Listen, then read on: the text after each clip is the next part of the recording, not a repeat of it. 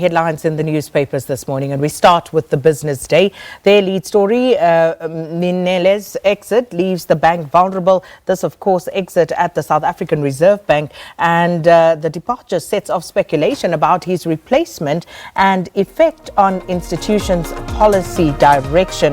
Now, after months of speculation, the South African Reserve Bank confirmed that Deputy Governor Daniel Ninele will depart when his term ends on Sunday. And also goes on to say separately, confirmation that he is leaving the bank is also likely to add to speculation that he has been lined up to replace Maria Ramos as ABSA CEO. And also there, a picture, protesters taking part in a demonstration ahead of this weekend's G20 Summit of Nations in Osaka, Japan. Protesters calling for G20 nations to confront China over sliding freedoms in Hong Kong. Gore gives green light to app-only Discovery Bank, and that's Discovery's new digital retail bank aiming to bring on board 1,000 new customers a day from August. The rate of growth that could help the branch's app-only lender break even in about 16 months' time. And then also just in the margin there, Blue Label hit hard by Cell C's rating rose. The share price of Cell C's biggest shareholder has its biggest fall in 3 months on Thursday after S&P Global Ratings downgraded the mobile network operator's debt for a second time in less than a quarter, and this time to reflect that a default is a virtual certainty. So that's the front page of the Business Day.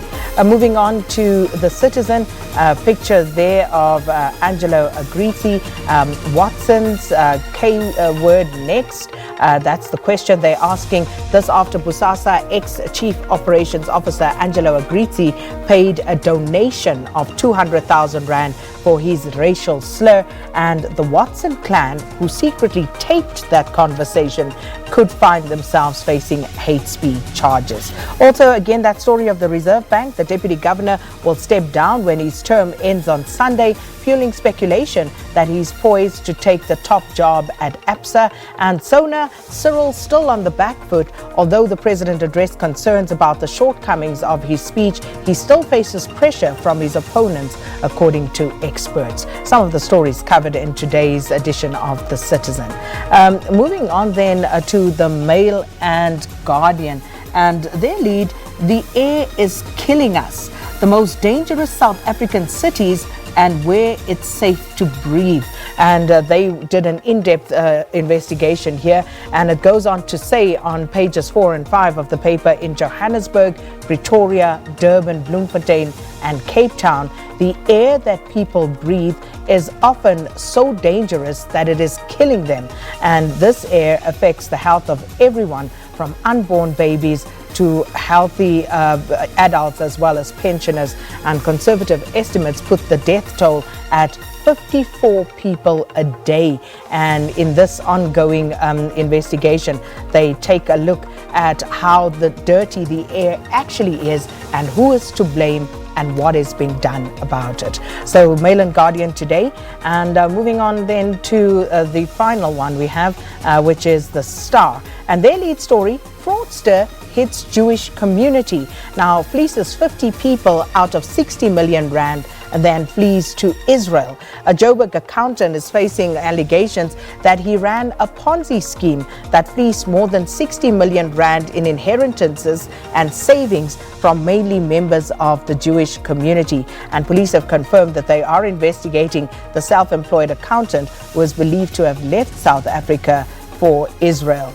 And then also Libba targeted black firms, according to new evidence. And despite the Mpati Commission evidence leader, advocate Yanni Libba's claims that he never prejudiced black-owned companies, new evidence has emerged suggesting that he may have done so in a different letter to the one which he tabled before the commission last week.